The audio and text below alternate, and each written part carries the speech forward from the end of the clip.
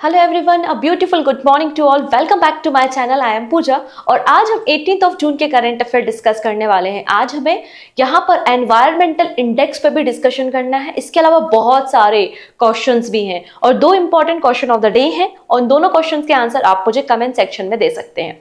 एक छोटी सी और इन्फॉर्मेशन है, कल मैंने वीकली करंट अफेयर्स कवर किया था 9th of June to 15th of June, जिसमें आपको 30 क्वेश्चंस का एक क्विज भी था। आई होप आपने उस वीडियो को देख लिया होगा।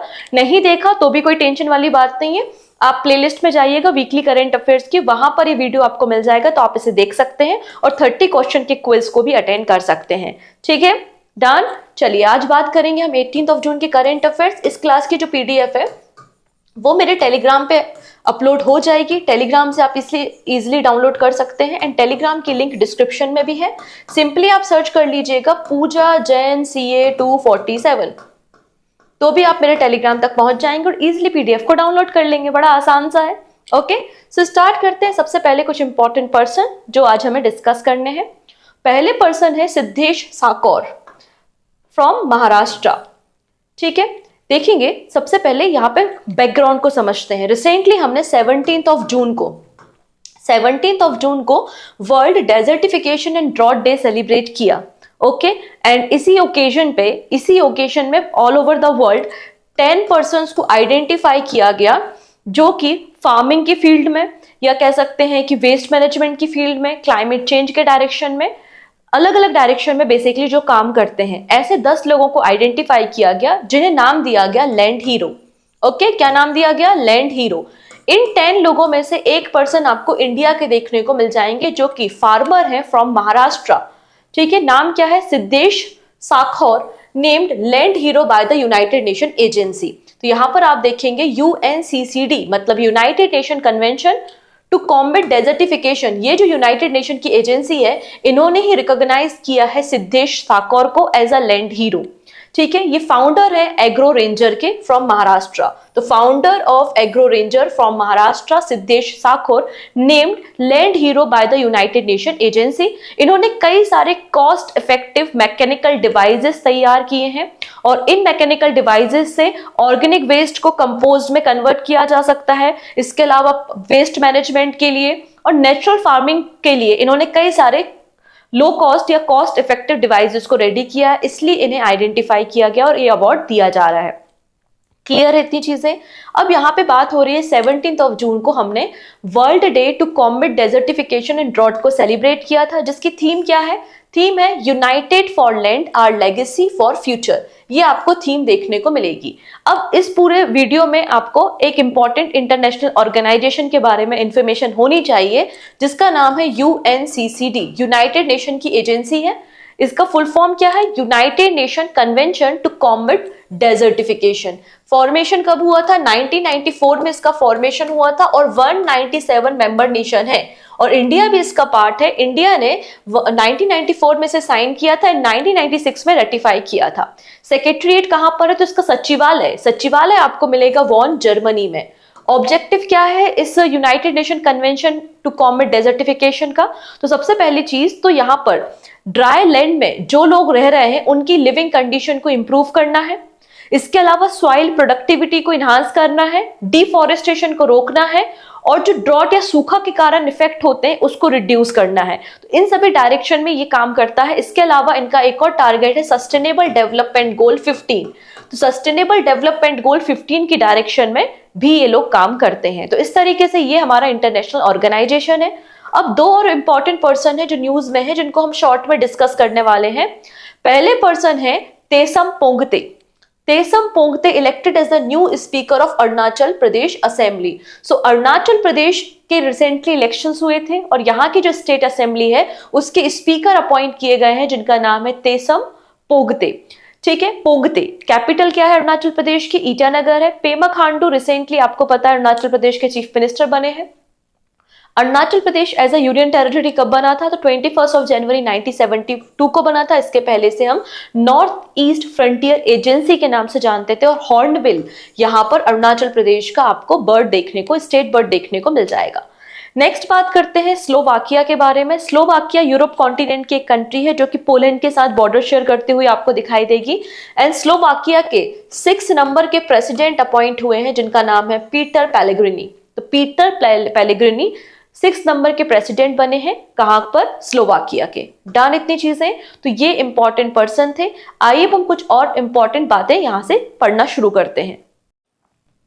सो नेक्स्ट है हमारा आमरस। ठीक है, अभी स्पेशली ये जो सीजन चल रहा है समर का, तो बहुत मैंगोज आते हैं, वैरायटी ऑफ मैंगोज आपको देखने को मिलते हैं। ठीक है, तो आमरस जो कि महाराष्ट्र से है, और ऐसा नहीं है कि महाराष्ट्र से है, ऑल ओवर द इंडिया खाया जाता है आमरस को। तो यहाँ पर आप देख पाएंगे कि टेस्ट एटलस ने इसकी रैंकिंग की है बेस्ट डिशेज विथ मैंगो। ठीक है, तो aamras from India is the world best dish with made with mangoes according to the popular food guide Taste Atlas. तो टेस्ट एटलस एक online food and travel guide है जो कि क्रिटिकल रिव्यू प्रोवाइड करता है, रिसर्च करता है डिफरेंट वर्ल्ड के क्विजीन पे, डिफरेंट बेवरेजेस पे, और उसके बाद इसकी रैंकिंग को पब्लिश करता है।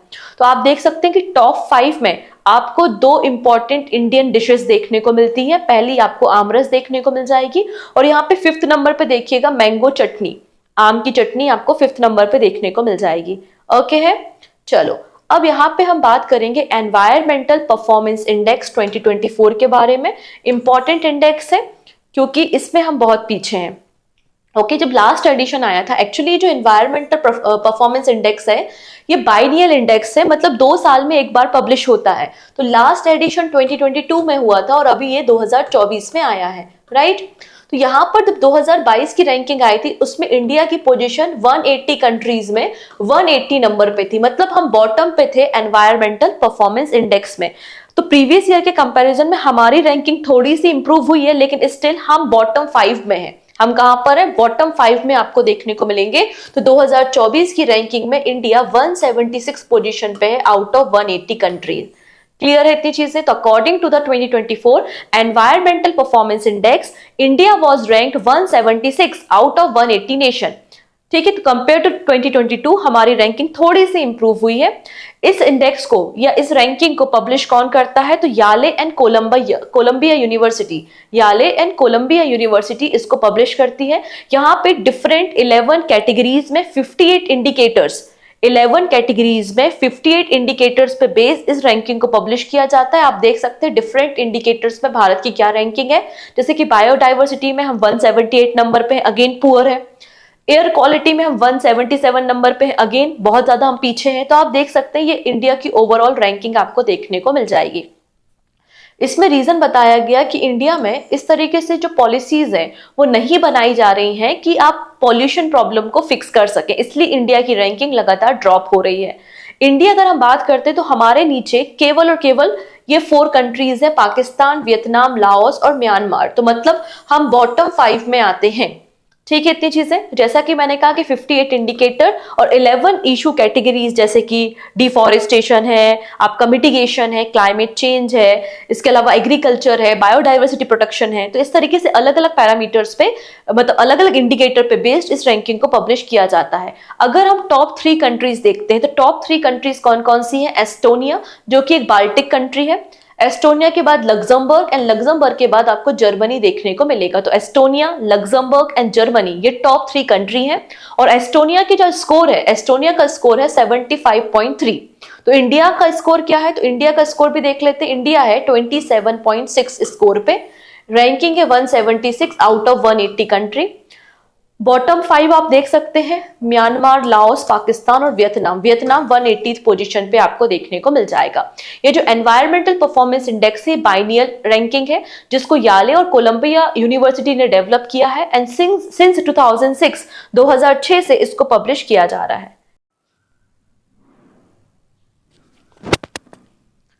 नेक्स्ट है WHO, World Health Organization recognise 3rd Indian institute for the traditional medicine research. Already WHO ने इंडिया के 2 इंस्टीट्यूट को रिकॉग्नाइज किया है for the traditional medicine research. कौन कौन से हैं वो इंस्टीट्यूट? तो आप देखेंगे, institute for teaching and research in the Ayurveda Jamnagar, and second Morarji Desai national institute of yoga New Delhi. इनको ऑलरेडी रिकॉग्नाइज किया था। अब 3rd इंस्टीट्यूट भी रिकॉग्नाइज किया है जिसका नाम है national institute of Indian medical heritage. National institute of Indian medical heritage, जो कि हैदराबाद तेलंगाना में है, और इसको आइडेंटिफाई या रिकॉग्नाइज किया है। अब ये इंस्टीट्यूट कैसे मदद करेगा डब्ल्यूएचओ की? तो डब्ल्यूएचओ की मदद वो ऐसे करेगा कि यहाँ पे जो आयुर्वेदा का ट्रेडिशनल ज्ञान है, नॉलेज है, उसके बारे में इंफॉर्मेशन देगा। कई सारी टर्मिनोलॉजी होती है आयुर्वेदा, यूनानी और सिद्धा से, उनको डिस्क्राइब करने में डब्ल्यूएचओ की हेल्प करेगा ये particular organisation. For the period of 4 year यहाँ पे डब्ल्यूएचओ ने इस ऑर्गेनाइजेशन को रिकॉग्नाइज किया है, मतलब 4 सालों के लिए, 4 सालों तक ये डब्ल्यूएचओ की हेल्प करने वाला है ट्रेडिशनल मेडिसिन नॉलेज में। ठीक है, for fundamental and literary research in the traditional medicine, यहाँ पर ये पर्टिकुलर इंस्टीट्यूट मदद करेगा डब्ल्यूएचओ की। तो यहाँ पे आप देख सकते हैं हेल्प कैसे कर रहा है। तो assist WHO to standardise terminologies for Ayurveda, Unani and Siddha, and update ICD-11। ICD क्या है? International classification of disease. तो बहुत सारी बीमारियां होती हैं, बहुत सारी बीमारियों के अलग अलग इलाज होते हैं, देशों में अलग अलग नाम होते हैं, अलग अलग टर्मिनोलॉजी यूज करते हैं, और इसके अलग अलग स्ट्रेन भी पाए जाते हैं, राइट। तो इन सब का एक रिकॉर्ड बेसिकली मेंटेन किया जा रहा है, जिसका नाम है 11th edition of international classification of disease. तो यहाँ पर इस मॉड्यूल को रेडी करने में, अपडेट करने में हमारा इंस्टीट्यूट मदद करने वाला है। इंस्टीट्यूट का फॉर्मेशन 1956 में हुआ था, मिनिस्ट्री ऑफ आयुष के अंदर काम करता है और हैदराबाद तेलंगाना में हेडक्वार्टर है।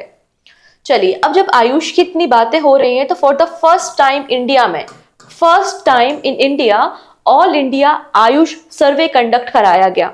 ये सर्वे किसने कंडक्ट कराया? तो सर्वे कंडक्ट कराया था NSSO, मतलब नेशनल सैंपल सर्वे ऑफिस ने इस सर्वे को कंडक्ट कराया। और ये सर्वे कंडक्ट हुआ है वो जून 2023, मतलब जुलाई 2022 से जून 2023 तक के बीच में आपका ये सर्वे रन किया है हमारी कंट्री में। और ये पहला एडिशन इस सर्वे का, तो अपने आप में इंपॉर्टेंट है। और रिसेंटली इस सर्वे को पब्लिश किया गया। इस सर्वे को रिलीज किसने किया है? Ministry of statics and program implementation ने।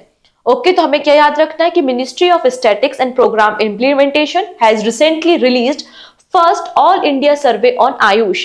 बेसिकली सर्वे में हमारे देश की सभी जो स्टेट हैं और पूरा एंटायर इंडिया को कवर किया गया है। केवल अंडमान और निकोबार के कुछ ऐसे विलेजेस हैं जहां पर एंट्री नहीं है, या जो ट्राइबल एरियाज हैं जिनमें एक्सेसिबिलिटी नहीं है, उन एरियाज को छोड़कर बाकी एंटायर इंडिया को कवर करते हुए इस सर्वे को कंडक्ट किया गया है। इस सर्वे में बेसिकली क्या पता लगाया गया? तो इस सर्वे में पता लगाया गया कि हमारे देश में, रूरल इंडिया में और अर्बन एरिया में कितने लोग हैं जो आयुष, ये आयुर्वेदा के ज्ञान को जानते हैं। अगर ज्ञान को जानते हैं तो क्या वो अपने ट्रीटमेंट के लिए, प्रिवेंशन के लिए आयुष का इस्तेमाल कर रहे हैं, आयुर्वेदा का इस्तेमाल कर रहे हैं। इसके अलावा आयुर्वेदा का अगर आप इस्तेमाल करते हैं अपने प्रिवेंशन के लिए, और अदर जो तरीके हैं, अदर जो मेथड है आपके प्रिवेंशन के लिए, उनसे आयुर्वेदा किस तरीके से बेहतर है, या फिर इसमें एक्सपेंडिचर कितना है, खर्चा कितना है। तो इस तरीके से सर्वे को रन किया गया हमारी कंट्री में। आप सर्वे के की हाइलाइट्स को देखेंगे कि यहाँ पे बताया गया है रूरल इंडिया में लगभग 46.3% लोग हैं जो आयुष को जानते हैं। ठीक है, और यहाँ पर ये 52.9, लगभग 53% लोग अर्बन एरिया में हैं जो कि आयुष के बारे में जानते हैं, जिनको आयुष ट्रीटमेंट का ज्ञान है और उन्होंने लास्ट ईयर में आयुष ट्रीटमेंट लिया था। तो अर्बन एरिया में आप देख पा रहे हैं लगभग 53% है, और रूरल एरिया में लगभग 46.3% लोग हैं जिन्होंने लास्ट ईयर अपने ट्रीटमेंट के लिए आयुष को इस्तेमाल किया था, मतलब आयुष से अपना ट्रीटमेंट करवाया था लास्ट ईयर में। ये बात यहाँ पे कही गई है। नेक्स्ट, ऑब्जेक्टिव तो मैंने बता ही दिए हैं कि यहाँ पर ऑब्जेक्टिव क्या है इस सर्वे का। तो इन्फॉर्मेशन गैदर करनी है, awareness of people about the traditional system of health care. लोगों को कितना नॉलेज है, अवेयरनेस कितनी है, क्या आप आयुर्वेदा या आयुष का इस्तेमाल कर रहे हैं प्रिवेंशन के लिए। ठीक है, अवेयरनेस घरों में कितनी है, होम रेमेडीज हमारे घरों में भी होता है, हमारे घरों में भी हर एक व्यक्ति को कोई ना कोई हमारे घर में ऐसा जरूर होता है, चाहे वो दादी हो, नानी हो, या कोई और बड़ा बुजुर्ग हो, जिनको आयुर्वेदा या मेडिसिन का थोड़ा बहुत या होम रेमेडीज का ज्ञान होता है। हमारे घर में जब किसी को सर्दी होती है, खांसी होती है, तो बाद में एंटीबायोटिक दी जाती है, पहले तो काढ़ा बनाया जाता है, हल्दी वाला दूध दिया जाता है, राइट। तो ये हमारा बेसिकली आयुर्वेदा ज्ञान है, हमारी होम रेमेडीज है। तो ऑब्वियस सी बात है अर्बन एरिया में और रूरल एरिया में सभी लोग इसके बारे में जानते हैं। अब आयुष और आयुर्वेदा दो अलग अलग टर्म्स को मैं बार बार इस्तेमाल कर रही हूँ, आप कंफ्यूज मत होना। आयुष एक ब्रॉड एरिया है और आयुष के अंदर आपका यूनानी, सिद्धा, आयुर्वेदा, योगा, ये सब आयुष के अंदर छोटे छोटे सेगमेंट्स आपको देखने को मिलते हैं। ठीक है, अब यहाँ पे बात हो रही है की फाइंडिंग, तो अवेयरनेस, तो 95% पीपल है रूरल एरिया में और 96% लोग हैं अर्बन एरिया में जो कि आयुर्वेदा के बारे में, आयुष के बारे में जानते हैं। ठीक है, इसमें बोला गया है कि at least one member 85% rural house hold में और 86% अर्बन हाउस होल्ड में ऐसे हैं जिनको यहाँ पे ट्रेडिशनल नॉलेज, ट्रेडिशनल मेडिसिन का नॉलेज हो गया, होम रेमेडीज हो गया, या फिर आपका जो मेडिसिनल प्लांट्स होते हैं उनके बारे में इंफॉर्मेशन है। ठीक है, हमारे घरों में लगभग 80% ऐसे घर है जिसमें कम से कम 1% को ये इंफॉर्मेशन तो है। ठीक है, फिर क्या बात हो रही है, अब बात हो रही है यूजेस मतलब ट्रीटमेंट के बारे में। तो यहाँ पे पास्ट ईयर में मैंने जैसा कि कहा कि रूरल इंडिया में 46.3% लोगों ने और अर्बन इंडिया में 52.9 अप्रोक्सीमेटली 53% लोगों ने यहाँ पर क्या किया है, आयुर्वेदा या आयुष का इस्तेमाल किया है फॉर द ट्रीटमेंट पर्पस। तो आयुष का इस्तेमाल किया है आपके ट्रीटमेंट के लिए, प्रिवेंशन के लिए, 46% रूरल इंडिया में और 53% इन अर्बन इंडिया।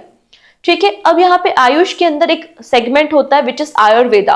तो आयुष की जो अलग अलग मेथड्स है जैसे कि आपका योगा है, आपकी नेचुरोपैथी है, यूनानी है, सिद्धा है, होम्योपैथी है, ये सभी आपके आयुष के अंदर आते हैं। बट आयुष में एक ब्रांच होती है आयुर्वेदा। तो आयुर्वेदा का इस्तेमाल सबसे ज्यादा लोगों ने किया है, आप देख सकते हैं रूरल इंडिया में 40.5% और अर्बन इंडिया में 45.5% लोग हैं जिन्होंने आयुर्वेदा का इस्तेमाल करके अपना ट्रीटमेंट लिया है।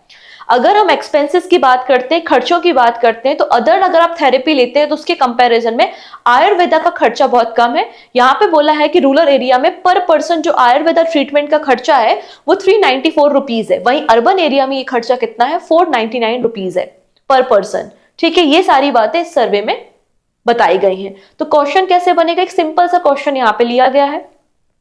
Consider the following statement regarding the Ayush Awareness Survey and identify the following correct statement। यहाँ पे आपको 4 स्टेटमेंट दिए हैं, आपको करेक्ट स्टेटमेंट फाइंड आउट करना है। पहला है कि 95% लोग रूरल इंडिया में जो है वो अवेयरनेस रखते हैं आयुष के बारे में और 96% लोग अर्बन एरिया में अवेयरनेस रखते हैं about the Ayush. At least one member 85% of the rural house hold में और यहाँ पर 86% अर्बन हाउस होल्ड में है। हर एक ऐसा व्यक्ति जरूर है जिसको अवेयरनेस है मेडिसिनल प्लांट की, होम रेमेडीज की, लोकल हेल्थ ट्रेडिशन और द फोक मेडिसिन की। ठीक है, ये बात यहाँ पे कही गई है। तो याद करो, थोड़ी देर पहले यही बातें मैंने एक स्लाइड में आपको दिखाई थी, देखेंगे यही बातें यहाँ पे स्लाइड में है कि 95% रूरल इंडिया में, 96% लोग अर्बन इंडिया में है जो कि आयुष के बारे में जानते हैं और हर एक घर में 86% ऐसे अर्बन हाउस होल्ड है जिसमें एक पर्सन जरूर है जिसको आयुर्वेदा का ज्ञान है, आयुष का ज्ञान है। और रूरल इंडिया में 85% घरों में एक पर्सन ऐसा जरूर है जिसको आयुष के बारे में ज्ञान है। तो ये सभी के सभी स्टेटमेंट आपके हो गए ना करेक्ट, ऑल आर करेक्ट। यही बातें यहाँ पे स्टेटमेंट फॉर्म में पूछ ली गई हैं। बड़ा आसान सा है, 2-4 बातें बस यहाँ पर आपको याद रखनी है। पहला एडिशन है इसलिए इतना डिटेल में हमने इसको पढ़ा है क्योंकि पहला एडिशन है तो हो सकता है भाई एग्जाम में पूछ लिया जाए, क्योंकि लगातार government of India Ayurveda, Ayush और इन सब होम्योपैथी इन सब पे फोकस कर रही है, राइट, इसलिए थोड़ा सा आप इसको देख लेंगे। ऑप्शन सी बिल्कुल करेक्ट है। What is the maximum funding provided per startup under the GREAT scheme. तो यहाँ पर एक स्कीम पर डिस्कशन हुआ है which is GREAT. Okay, GREAT का क्या मतलब है, यहाँ पर आप देखेंगे grant for research and entrepreneurship across aspiring innovation in technical textile scheme. ये ग्रेट का फुल फॉर्म है।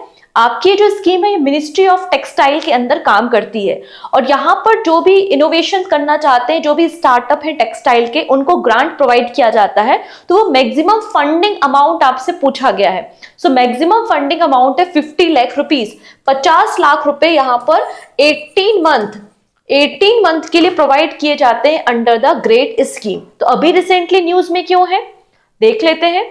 तो रिसेंटली न्यूज में होने का कारण यह है कि मिनिस्ट्री ऑफ टेक्सटाइल ने रिसेंटली अप्रूव किया है grant for the research and entrepreneurship across aspiring innovation in textile technical textile scheme, great scheme for the startup in the textile industry या फिर इन the textile technical textile.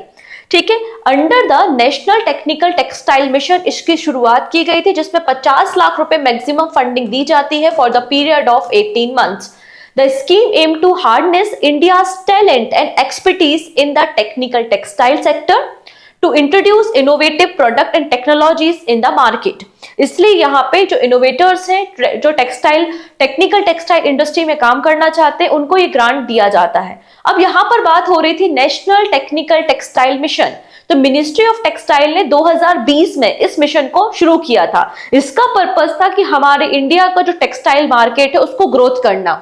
M to elevate India as a global leader in the textile industry and the boost domestic usage from $40 billion to $50 billion by the 2025। इसलिए इस mission को launch किया गया था। Next है ministry of external affairs और SBI, state Bank of India के बीच में एक एग्रीमेंट साइन हुआ है। ठीक है, उसके बारे में हम बात करेंगे, लेकिन सबसे पहले एक टर्म को हम समझते हैं which is e migrant portal. तो e migrant portal ministry of external affairs ने लॉन्च किया था। कब लॉन्च किया था? 2014 में, 2014 में ई माइग्रेंट पोर्टल को या प्रोजेक्ट को लॉन्च किया गया था bye the ministry of external affairs. क्यों लॉन्च किया गया था? कई सारे इंडियन वर्कर्स हैं जो अदर कंट्रीज में जाते हैं वर्क करने के लिए, मतलब माइग्रेंट्स बहुत सारे हैं। ठीक है, तो माइग्रेंट्स को जो इमिग्रेशन प्रोसेस होती है वो इमिग्रेशन प्रोसेस इजी हो जाए, ट्रांसपेरेंसी आ जाए, इसलिए यहां पर 2014 में ई माइग्रेंट प्रोजेक्ट को लॉन्च किया था। किसने? मिनिस्ट्री ऑफ एक्सटर्नल अफेयर्स ने। अब यहाँ पे जो इमिग्रेंट होते हैं, जो आपकी इमिग्रेशन प्रोसेस होती है, उसमें रजिस्ट्रेशन फॉर्म होता है, रजिस्ट्रेशन फीस आपको सबमिट करनी होती है। तो इस प्रोसेस को आसान करने के लिए और साथ ही कोई भी ट्रांजैक्शन फीस आपको ना देनी पड़े, इसलिए यहाँ पर यह एग्रीमेंट साइन किया गया है। ठीक है, समझ लेते हैं एग्रीमेंट के बारे में। तो ministry of external affairs and State Bank of India sign MOU to enhance digital payment for migrant worker via e-migrant portal।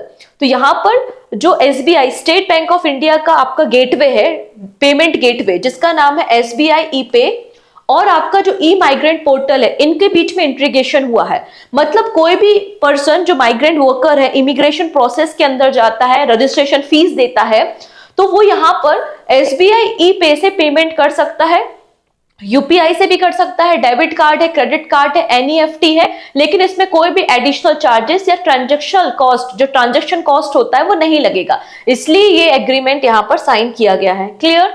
चलो नेक्स्ट है NITI Aayog. National institute of transforming India ने रिसेंटली 2 नए इनिशिएटिव को लॉन्च किया है under the Atal innovation mission. ठीक है, अटल innovation mission NITI Aayog का एक इनिशिएटिव है और अटल इनोवेशन मिशन को 2016 में लॉन्च किया गया था बाय द नीति आयोग, और नीति आयोग का फॉर्मेशन 2015 में हुआ था। क्लियर? तो इसके 2 इनिशिएटिव अभी अभी लॉन्च किए गए हैं। कौन कौन से हैं? पहला है AIMICD के water challenge 4 and the 5th edition of innovation for you. तो 5th edition innovation for you का and 4th edition of water challenge launch किया गया है। अभी जो 4th एडिशन है वाटर चैलेंज का, बेसिकली अटल इनोवेशन मिशन ने कोलैबोरेशन किया है इनोवेशन सेंटर डेनमार्क के साथ। तो इनोवेशन सेंटर डेनमार्क और अटल इनोवेशन मिशन का ज्वाइंट यहाँ पे प्रोजेक्ट है, ये ज्वाइंट इनिशिएटिव है 4th edition of water challenge. तो यहाँ पे जो अलग अलग इनोवेटर है, जो भी हमारी कंट्री में वाटर चैलेंजेस है, तो उस पर्टिकुलर डायरेक्शन में काम करेंगे और नए इनोवेशंस को क्रिएट करेंगे। It seeks to address key water related issues through the innovative solution। ये इसका मकसद है। ये जो वाटर चैलेंज लॉन्च किया गया है 4th एडिशन, इसके 5 कॉन्सेप्ट है, 5S पे वर्क करता है: skills, scale, scope, sustainability and speed. Done. तो नीति आयोग का ये इनिशिएटिव अभी अभी लॉन्च किया गया है। नेक्स्ट है RBI bags risk manager of the year award 2024 by the London central banking publication. तो central banking publication one of the prestigious publication है इन लंदन, और उन्होंने risk manager of the year award किसे दिया है? RBI, reserve bank of India को दिया है। क्यों दिया है? क्योंकि यहां पर RBI ने ड्यूरिंग द इकोनॉमिक क्राइसिस, अभी पूरे वर्ल्ड में इकोनॉमिक क्राइसिस चल रहे हैं, और ड्यूरिंग द कोविड के समय बहुत अच्छी मॉनेटरी पॉलिसी बनाई और इंडिया की इकोनॉमी को मैनेज किया, हैंडल किया, इसलिए risk manager of the year award RBI को मिला है। यहां पर एग्जीक्यूटिव डायरेक्टर है श्री मनोरंजन मिश्रा, उन्होंने RBI के बिहाफ में इस अवार्ड को रिसीव करने का काम किया था। नेक्स्ट है India and IORA cruise tourism conference concluded in the New Delhi. तो रिसेंटली 2 days की कॉन्फ्रेंस हुई थी India and Indian Ocean Rim Association cruise tourism conference नई दिल्ली में हुई। 2 दिन की कॉन्फ्रेंस थी जिसमें IORA के जितने भी मेंबर नेशन है, जो पार्टनर कंट्रीज है, उसके स्टेक होल्डर है, सभी लोगों ने यहाँ पे पार्टिसिपेट किया और इन्होंने यहाँ पर डिस्कशन किस बारे में किया कि किस तरीके से इंडियन ओशियन रीजन में हम क्रूज टूरिज्म को इनहांस कर सकते हैं। आपको पता होगा ना कि जैसे कि हम गोवा में टूरिज्म को प्रमोट करने के लिए क्रूज चलाते हैं, हमने श्रीलंका तक भी क्रूज स्टार्ट किए, तो वैसे यहाँ पे इंडियन ओशियन रीजन में हम जो आपका टूरिज्म है क्रूज सेक्टर में उसको इनहांस कर सकते हैं। इस डायरेक्शन पे यहाँ पे मीटिंग हुई थी और 2 डेज की एक कॉन्फ्रेंस थी। क्लियर है? अब इस कॉन्फ्रेंस को या मीटिंग को किसने ऑर्गेनाइज किया, तो आप देखेंगे it was organise by the ministry of external affairs, association with Indian Ocean Rim Association and FICCI, Federation of Indian Chamber of Commerce and Industry ने मिलकर इस मीटिंग को या इस कॉन्फ्रेंस को ऑर्गेनाइज किया था। अब यहाँ पे बात हो रही है इंडियन ओशियन रिम एसोसिएशन के बारे में, और आपकी ये एक इंटर गवर्नमेंटल बॉडी है जो कि इंडियन ओशियन रीजन के जितने भी कंट्री नेशन है उनके बीच में कॉपरेशन को इंक्रीज करती है, प्रमोट करती है। और इसका फॉर्मेशन 1997 में हुआ था और India one of the founding member आपको मिलेगा इंडियन ओशियन रिम एसोसिएशन का। एंड 2015 में इसे एज अ ऑब्जर्वर स्टेटस भी प्रोवाइड किया गया है bye the united nation general assembly. Total 23 member nation है। इसका सेक्रेटरीट कहाँ है, तो मॉरिशियस में इसका सेक्रेटरीट है। अभी इसकी जो चेयरमैनशिप है या आप इसके कह सकते हैं कि प्रेसिडेंसी है, वो श्रीलंका के पास है 2023 से लेकर 25 तक। और फिर अगली जो प्रेसिडेंसी आएगी, चेयरमैनशिप आएगी, वो इंडिया के पास आएगी। कब से कब तक, तो 2025 टू 2027। तो याद रखना है हमको कि इंडियन ओशियन रिम एसोसिएशन की जो चेयरमैनशिप है वो इंडिया के पास कब से कब तक है, 2025 से 2027 तक है। ठीक है, डन। चलिए अब यहाँ पे 2 छोटी छोटी सी और न्यूज है, उनको और हम देख लेते हैं। Indian army receive first batch of indigenous suicide drone Nag Astra 1। अब आपको यहां पर एक ड्रोन देखने को मिल रहा है जिसका नाम नाग अस्त्र है, और इस ड्रोन को मैन्युफैक्चर किया है इकोनॉमी एक्सक्लूसिव लिमिटेड, जो कि सब्सिडरी है सोलर इंडस्ट्रीज की। ये ड्रोन खास इसलिए है, पहली चीज तो एक लाइट वेट है, केवल इसका वेट 9 kg आपको देखने को मिलेगा इस ड्रोन का, और एक 2 मीटर के रेडियस में एक्यूरेटली अपने टारगेट को हिट कर सकता है। और हम अपने जैसे इस ड्रोन को हम फायर करते हैं या ड्रोन जाता है अटैक करने, तो यहां पर हम इसके टारगेट को चेंज भी कर सकते हैं। तो इसकी एक्यूरेसी बहुत ज्यादा है, इसलिए इसको सुसाइड ड्रोन के नाम से जाना जा रहा है। इसमें GPS इनेबल्ड गाइडेंस सिस्टम आपको देखने को मिलेगा और 2 मीटर विथिन 2 मीटर रेडियस इसकी एक्यूरेसी आपको देखने को मिलेगी। इसके 2 वेरिएंट है, एक हल्का वेरिएंट है जो कि 1 kg तक पेलोड को कैरी कर सकता है और जिसका रेंज कितना है, 15 किलोमीटर का है। ठीक है, दूसरा इसका जो हैवी वर्जन है वो आप देखेंगे कि 2.2 kg पेलोड को कैरी कर सकता है, वॉरहेड को कैरी कर सकता है, और 30 किलोमीटर इसका आपको रेंज देखने को मिलेगा। ठीक है, तो ये है आपका नाग अस्त्र। नेक्स्ट है India to host its first multinational air exercise Tarang Shakti इन अगस्त। तो यहां पर पहली चीज तो 2023 में इसको शेड्यूल किया गया था, but due to some reason 2023 में एक्सरसाइज नहीं हो पाई। अब फाइनली अगस्त में 2024 में तरंग शक्ति को होस्ट करेगा इंडिया, और ये फर्स्ट मल्टीनेशनल एयर एक्सरसाइज है तरंग शक्ति जो इंडिया होस्ट करने वाला है, जिसमें 10 से ज्यादा कंट्रीज और उनके जो फोर्सेज हैं, आपका एयरक्राफ्ट वगैरह है, वो पार्टिसिपेट करने वाले हैं। 2 अलग अलग फेजेस में ये एक्सरसाइज होगी। पहला जो फेज होगा वो सदर्न इंडिया में होगा, और सेकंड जो फेज होगा वो वेस्टर्न सेक्टर पे आपको देखने को मिलेगा। तो तरंग शक्ति अगस्त में होगी। कौन होस्ट करेगा, इंडिया। कौन सा एडिशन है, फर्स्ट एडिशन है। ठीक है, जब अगस्त में एक्सरसाइज होगी तो हम वापस से एक बार डिस्कस कर लेंगे। नेक्स्ट है 43rd signatory of Artemis accord, Armenia. तो अर्मेनिया ने रिसेंटली आर्टेमिस अकॉर्ड को ज्वाइन किया है और 43rd नंबर का सिग्नेटरी बन गया है। इंडिया ऑलरेडी इसका सिग्नेटरी है। इंडिया ने 2023 में 2023 में आर्टेमिस अकॉर्ड को साइन किया था। आर्टेमिस अकॉर्ड नासा का इनिशिएटिव है जिसको 2020 में लॉन्च किया गया था, और कोई ये बाइंडिंग नेचर का नहीं है, एक नॉन बाइंडिंग नेचर का एग्रीमेंट है जो कि आपको गाइडलाइंस देता है, प्रोटोकॉल बताता है कि how to use outer space properly. ठीक है, डन। चलिए कुछ क्वेश्चंस को हम देखते हैं। Indian railway completed the first trial run on the world highest railway bridge, it is on which river. तो यहाँ पर अश्विनी वैष्णव जी ने रिसेंटली हमें बताया है कि इन्होंने वर्ल्ड की हाईएस्ट जो रेलवे ब्रिज है चिनाब रिवर पे, उसमें रेलवे ट्रायल कर लिया है और ये पहला ट्रायल रिसेंटली कंक्लूड हुआ है। ठीक है, अगर हम इस ब्रिज के बारे में बात करते हैं तो ये ब्रिज 35 मीटर और ज्यादा ऊपर है या ज्यादा हाई पर है, हाईएस्ट है आपके आईफिल टावर से। इसकी हाइट जो है वो 35 मीटर ज्यादा है आईफिल टावर से, और लेंथ अगर बात करते हैं तो 359 मीटर की लेंथ आपको मिलेगी, और ये वर्ल्ड का हाईएस्ट रेलवे ब्रिज है over the Chenab river, above the Chenab river. ठीक है, recently the WHO has designated which medical institute as the WHO collaborating center for the fundamental and literacy research in the traditional medicine। तो हमारे देश का 3rd number का institute बन चुका है national institute of medical Indian medical heritage Hyderabad Telangana, जिसको WHO ने रिकॉग्नाइज किया है। ऑप्शन ए बिल्कुल करेक्ट है। नेक्स्ट है, which state government recently launch Mannuyir Kaathu Mannuyir Kaappu scheme to improve the soil health, जिसके लिए 206 करोड़ रुपीस का भी फंड यहाँ पे रिलीज किया है M.K. स्टालिन ने, जो कि चीफ मिनिस्टर है तमिलनाडु के। ऑप्शन बी बिल्कुल करेक्ट है। नेक्स्ट है, which country will host the first multinational air exercise Tarang शक्ति। तो तरंग शक्ति कौन होस्ट करेगा? आंसर हो जाएगा इंडिया। ऑप्शन ए बिल्कुल करेक्ट है। सिरिल रामपोसा रिसेंटली री इलेक्ट हुए हैं किस कंट्री के प्रेसिडेंट? तो सेकेंड टाइम साउथ अफ्रीका के प्रेसिडेंट बन गए हैं। ये सारी न्यूज ऑलरेडी हमने कवर की हुई है। Next, Ministry of External Affairs has signed MOU with which bank to enhance digital payment service for user of the e-migrant portal।